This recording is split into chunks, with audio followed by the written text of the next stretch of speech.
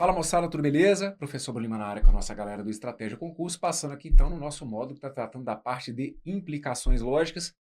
Dentro desse vídeo aqui eu vou trazer para vocês algumas questões, para a gente reforçar então aqui a estratégia, para a gente trabalhar com questões dessa parte. Só lembrando que o que vocês estão vendo aqui nesse módulo de implicações lógicas vai ser bem complementado no módulo que vocês forem tratar a parte de lógica de argumentação, tá bom?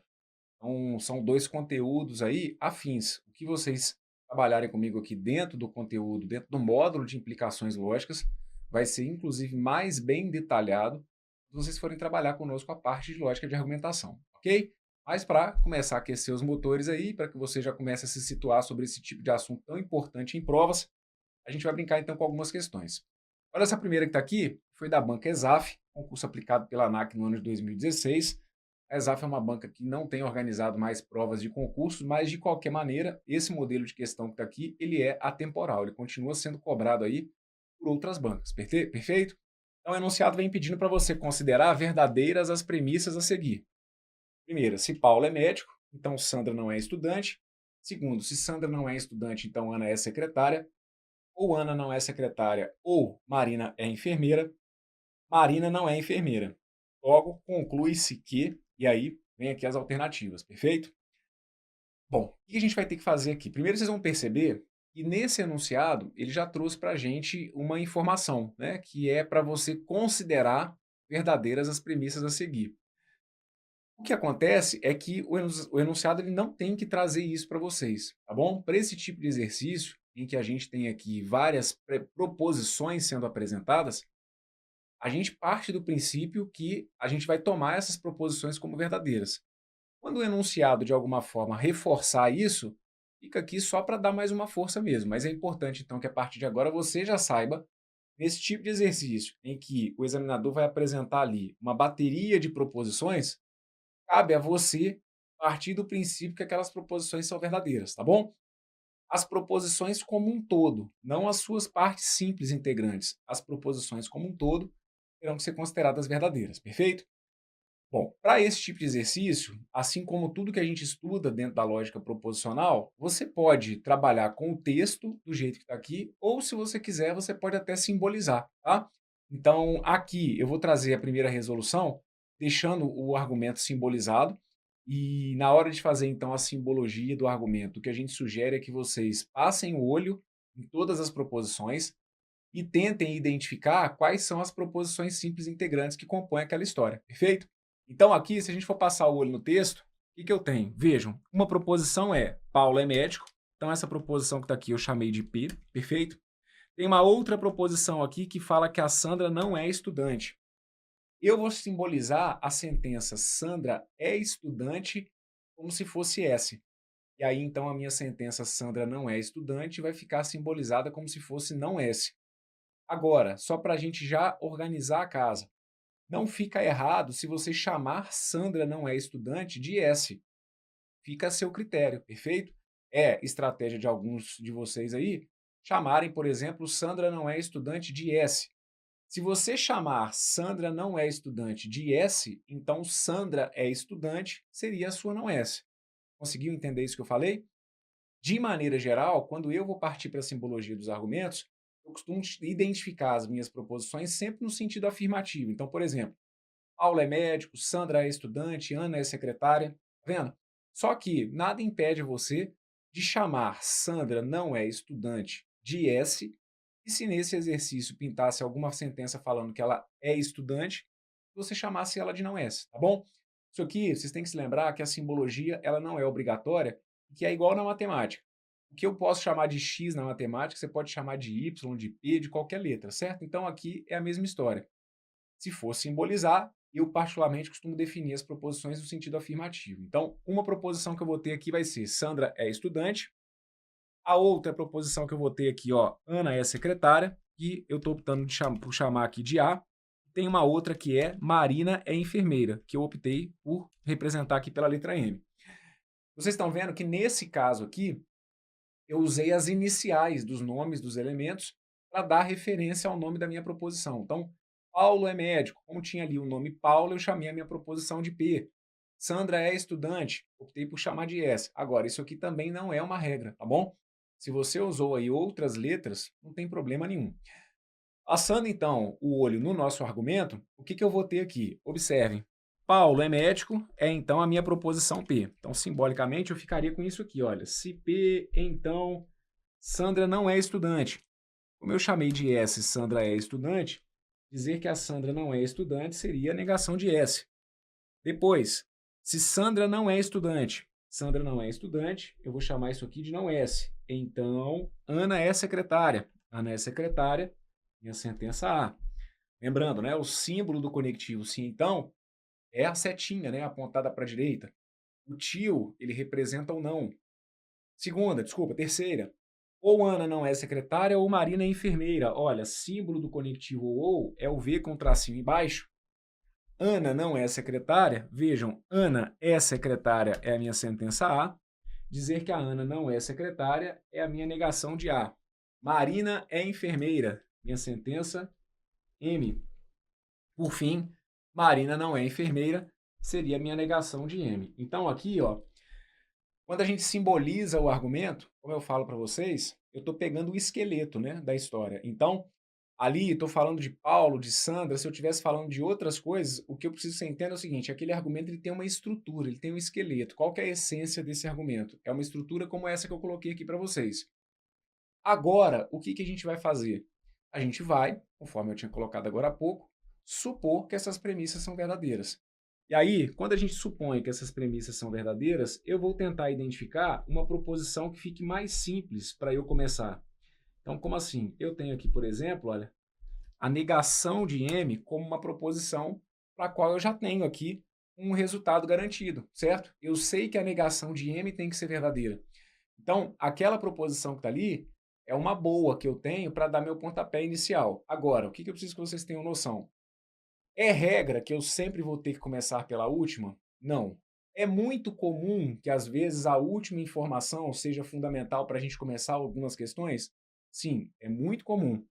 A maioria das questões, diga-se de passagem, traz ali naquela última premissa, geralmente a informação que possibilita que a gente comece a desembolar o nosso quebra-cabeça. Agora, isso não é uma regra, tá bom?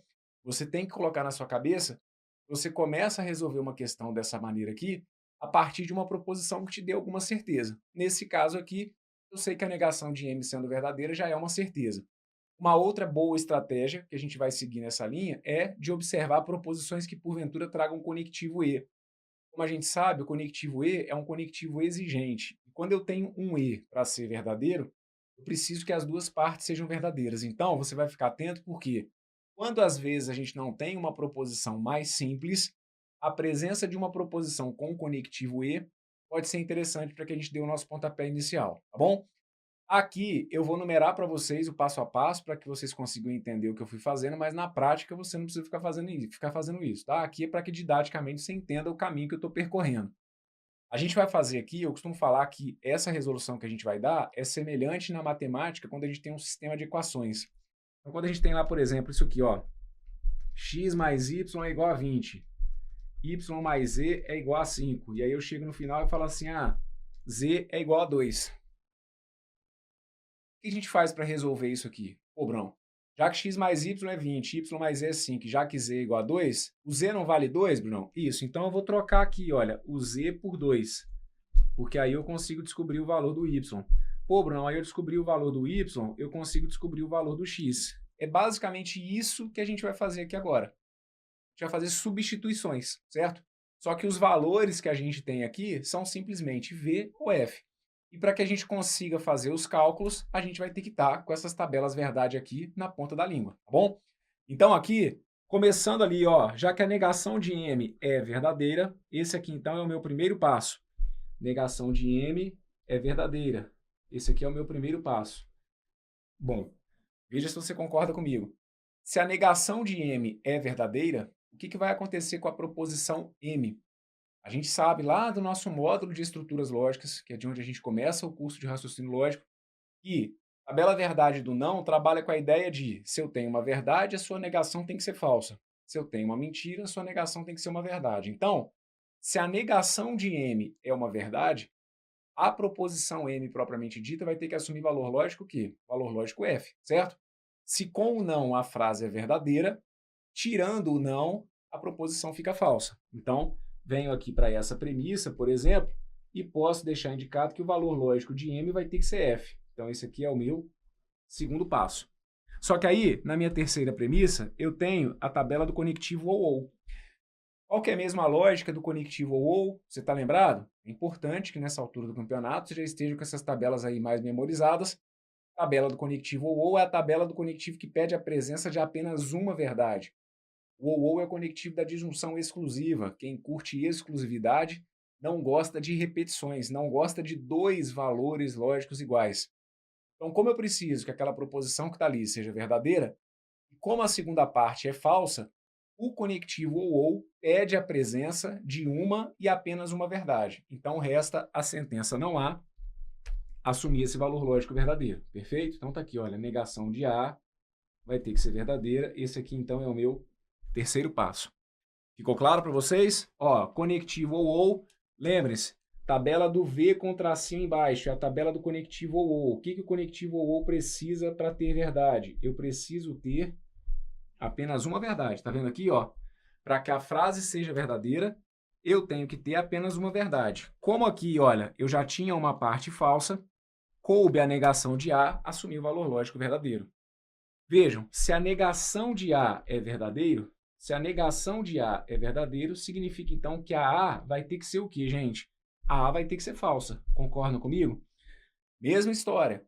Se com o não a frase é verdadeira, sem o não a frase passa a ser falsa. Então, se a negação de A é V, a proposição A vai ter que ser falsa. E aí eu vou pegar esse resultado e vou jogar lá na minha segunda premissa. Se a minha proposição A é falsa, esse aqui então ó, vai ser o meu quarto passo.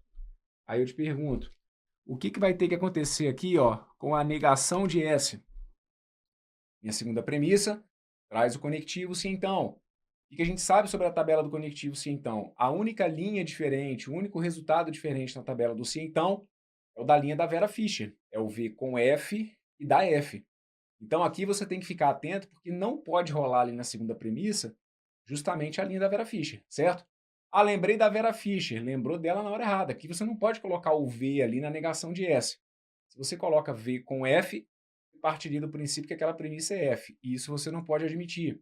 Então, cabe a você entender que a negação de S vai ter que assumir valor lógico que? Valor lógico falso. Esse aqui, então, vai ser o meu quinto passo. Se a negação de S é falsa, trago isso para cá. Minha negação de S é falsa. E aí, se a negação de S é falsa, a minha proposição P vai ter que assumir também valor lógico F. E a justificativa é a mesma da informação anterior. A partir do momento que eu tinha colocado a negação de S sendo falsa ali na primeira premissa, se a segunda parte era falsa, caberia à primeira assumir também valor lógico F, tá bom? Então, com isso, a gente descobriu que, vejam, a proposição P é falsa, certo? A gente descobriu, olha para cá, a gente descobriu que a negação de S é falsa. Então, se a negação de S é falsa, é porque a S tem que ser o quê? A S tem que ser verdadeira. Então, aqui, ó, a minha proposição S é verdadeira. Ana é secretária. Ana é secretária é a minha sentença com valor lógico F. A minha sentença A está aqui, olha. Sentença A, valor lógico F. Marina é enfermeira. A gente viu que a proposição M tem também valor lógico F. Agora, você viu, então, tudo aquilo que é verdade e tudo aquilo que é mentira nessa história. Só que sem ficar chutando, tentando adivinhar. Você tira essas conclusões com base nas tabelas verdade dos conectivos.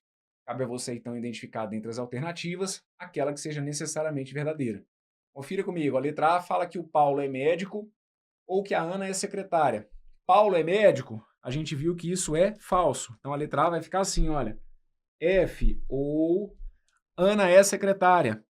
Ana é secretária, a gente viu que isso aqui também é falso. Então, quando eu tenho lá, ó, F ou F, na tabela do conectivo ou, quando eu tenho duas partes falsas, o que acontece? Conectivo ou não é aquele conectivo que eu falo para vocês que é meio abobalhado, que é aquele conectivo que pede sempre a presença de pelo menos uma verdade? Na letra A, você trabalhou justamente com a situação que irrita o cara, você não contou a ele qualquer tipo de verdade. Então, se mente em 100% do tempo, aí não tem jogo na tabela do conectivo ou. A tabela do conectivo ou é essa que está aqui, ó.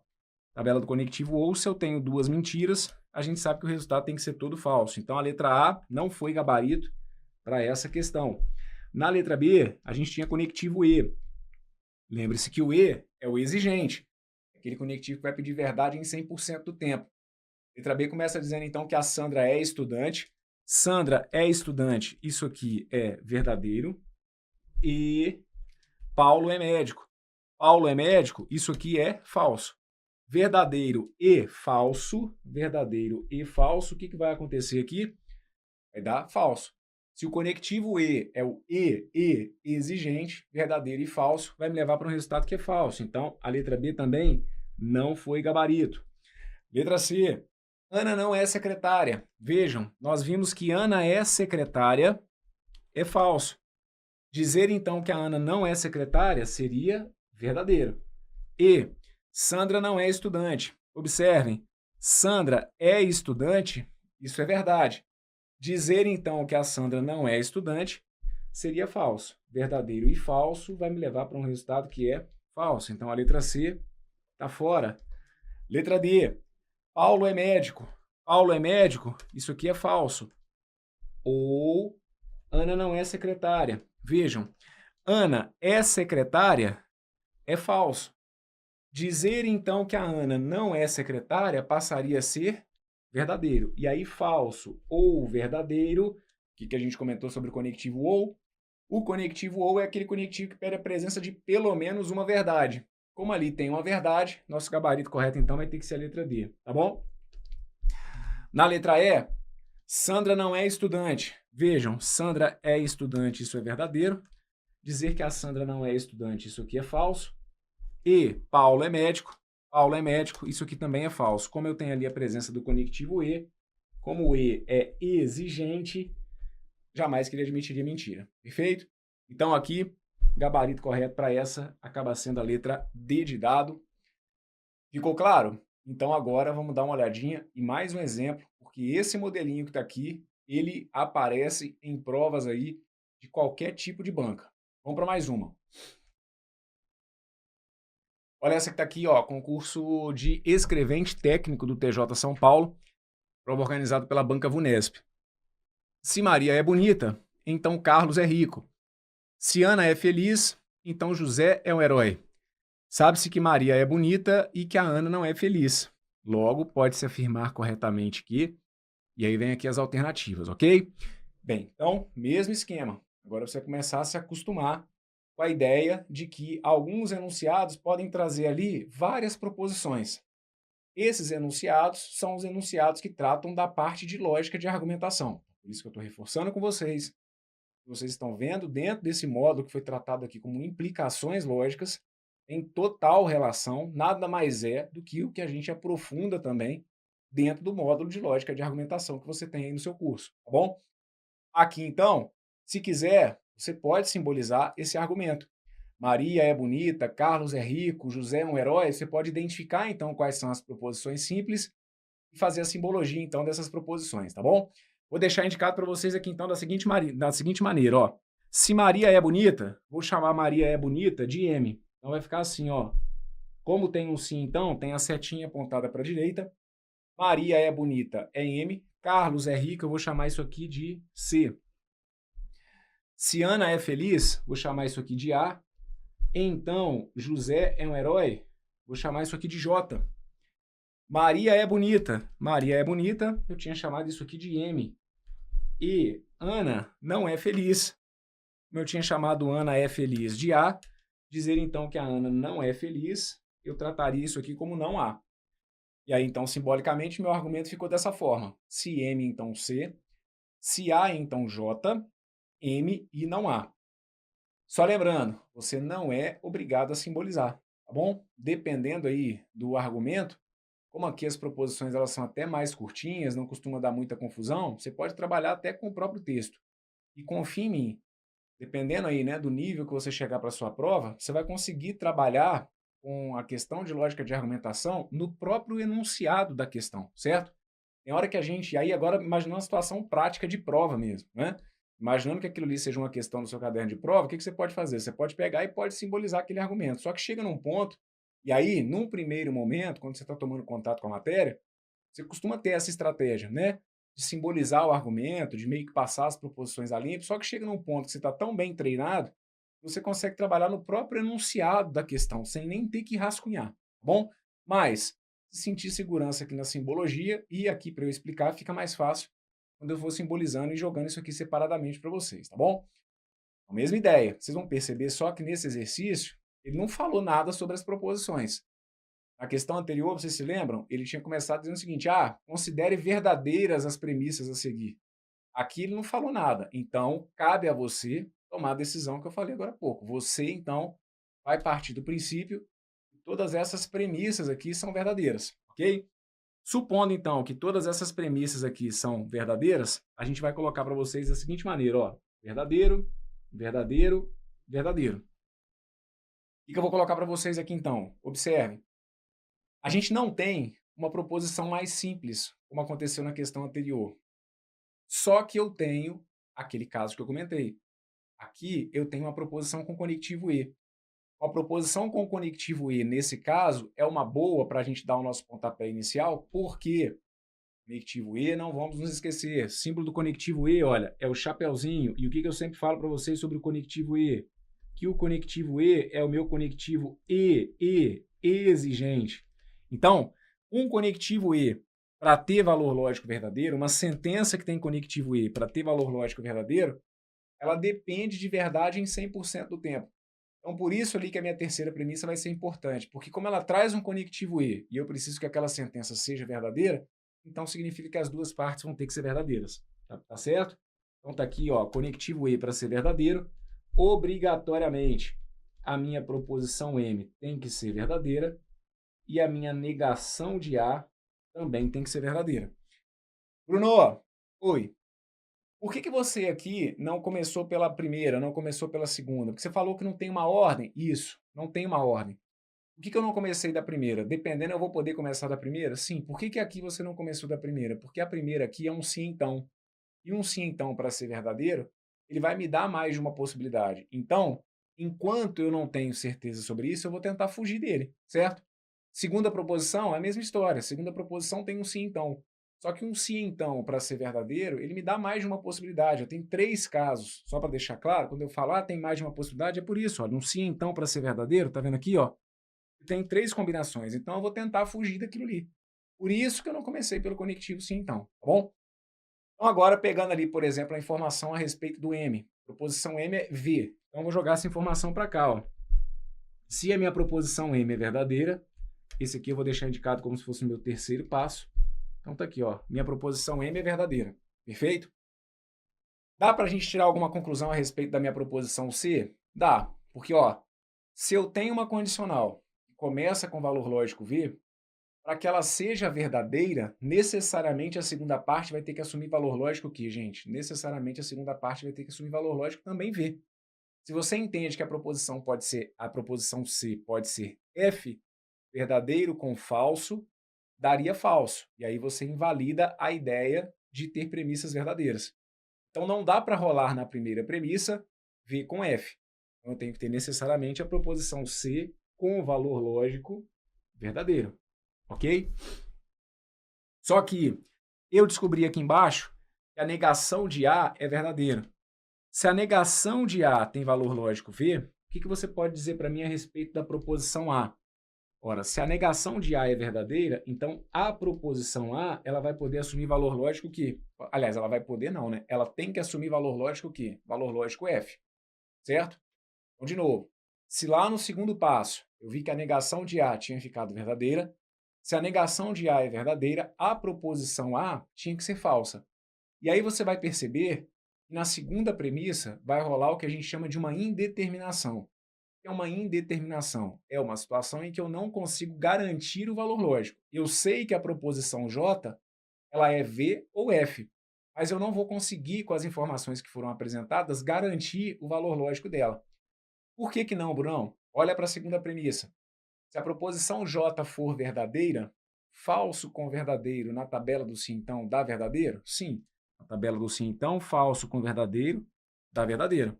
Mas se aqui, olha, no lugar do J eu colocar um F, F com F na tabela do sim, então, também dá verdadeiro? Sim. Então, você vai perceber, e até porque a gente fala muito sobre isso no nosso módulo de estruturas lógicas, toda condicional que começa com F, ela já tem que ser necessariamente verdadeira. Então, ali naquele caso, sobre a proposição J, eu não vou conseguir garantir se ela é V ou F. E essa informação é importante porque o que a gente percebe muitas vezes é que vocês, às vezes, atribuem valores lógicos por conta própria. Para quem está começando a ver essa parte, ah, Bruno, eu peguei então e imaginei ali que a proposição J tinha que ser V. Não. Ah, eu chutei que a proposição J tinha que ser F. Não. Do jeito que o argumento foi apresentado, eu não consigo garantir o valor lógico de J. Então, aqui, ó, meu sexto passo vai ser deixar isso aqui como uma indeterminação. Perfeito? O que a gente descobriu, então, que é verdade? Vejam, minha proposição M é verdade. Então, ó, é verdade que a Maria é bonita. Eu descobri que a proposição C é verdadeira. É verdade, então, que o Carlos é rico. Minha proposição A, Ana é feliz. Ana é feliz. Essa sentença que está aqui, ela tem valor lógico F, beleza? E sobre José. Ah, José é um herói. José é um herói. Isso aqui é uma indeterminação. Vamos dar uma olhada, então. Ah, isso aqui, professor, pode acontecer? Pode acontecer. A gente tem questões de prova em que, às vezes, o argumento tem ali 4 proposições simples, como aconteceu aqui, certo? A gente tem aqui 4 proposições simples que montam o meu argumento. O argumento, só para a gente se organizar, o argumento tem 3 premissas que a gente fala. Mas esse argumento de 3 premissas foi baseado em 4 proposições simples, certo? Maria é bonita, Carlos é rico, Ana é feliz e José é um herói. Então aqui, o fato de eu ter ficado com dúvidas sobre a sentença José é um herói é um problema? Não.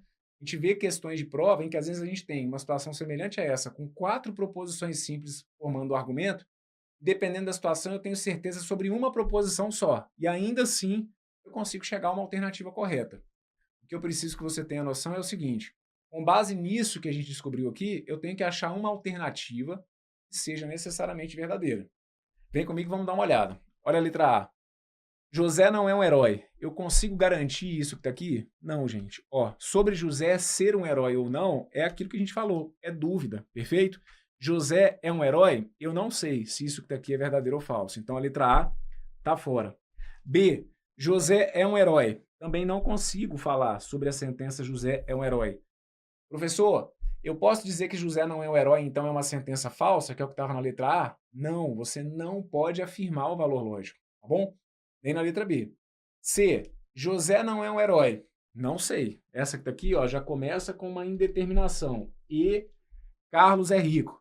Tudo bem, Carlos é rico, eu até vi que era verdadeiro.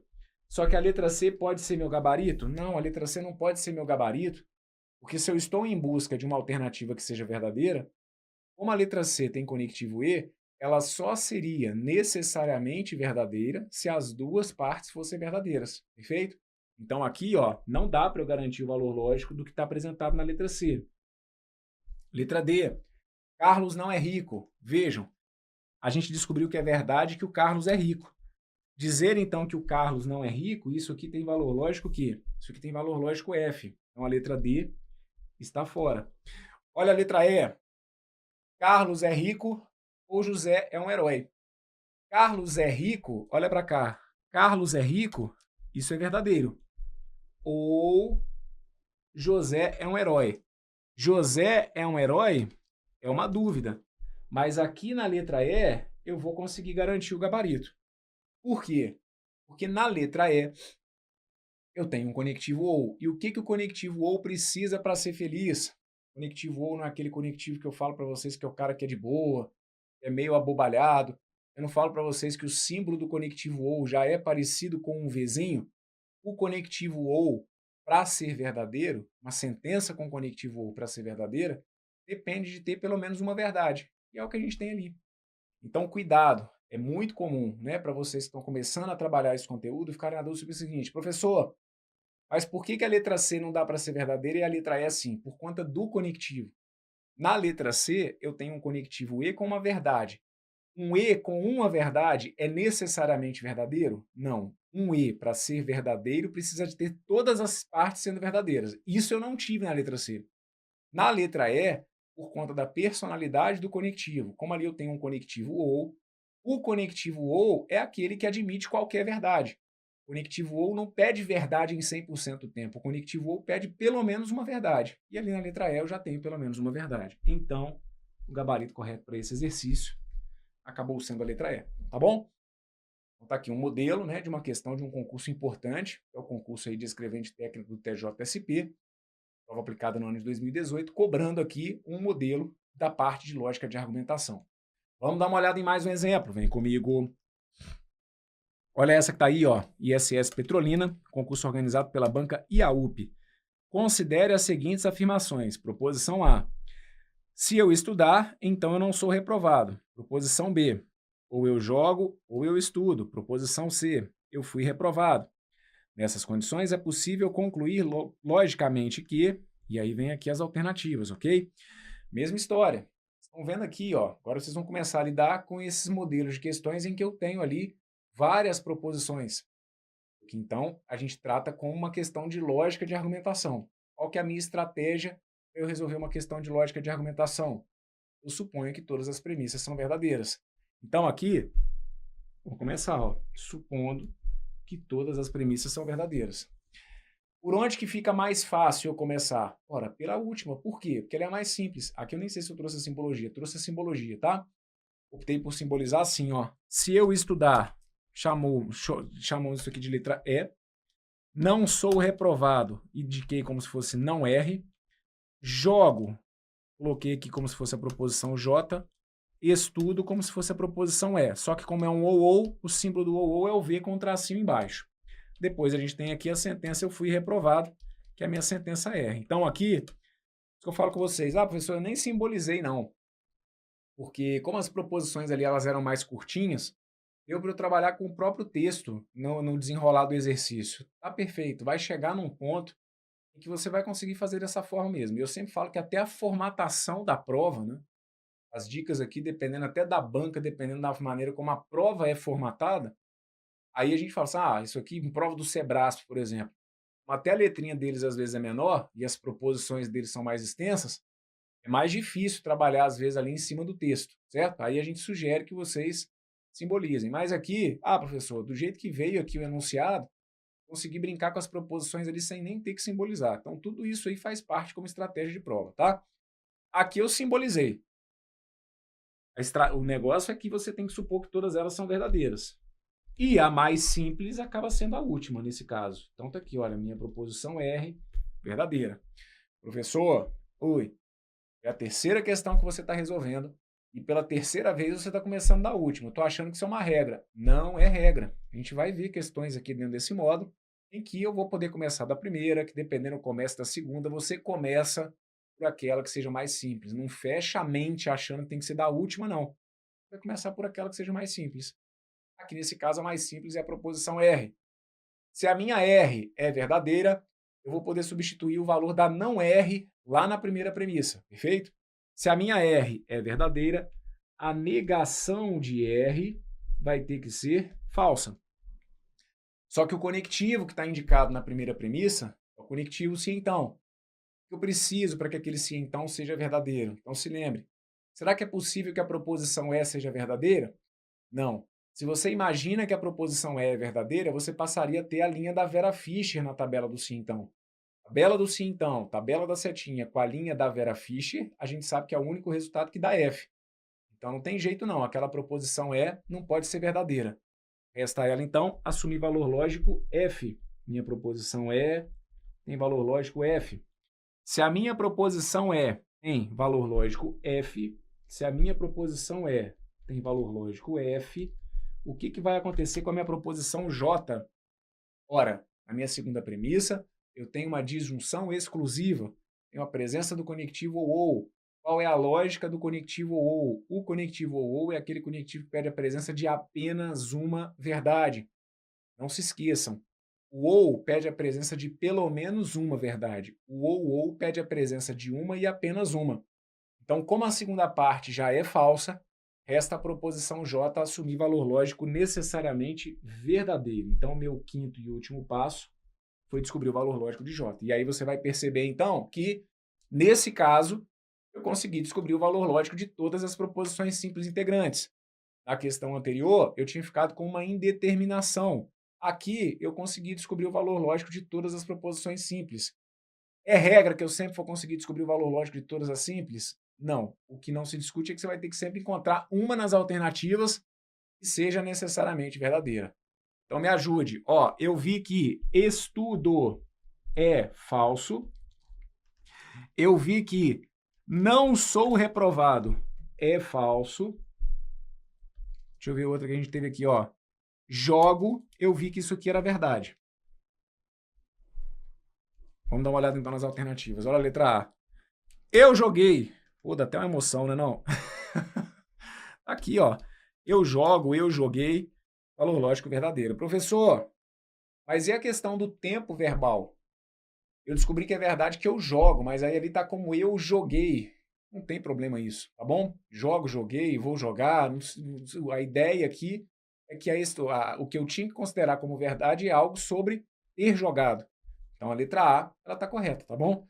Falando isso porque, professor, eu achei que eu tinha que ter como alternativa necessariamente eu jogo. Não, eu jogo, eu joguei, vou jogar, tudo é dando a entender que o jogo está no sentido afirmativo, certo?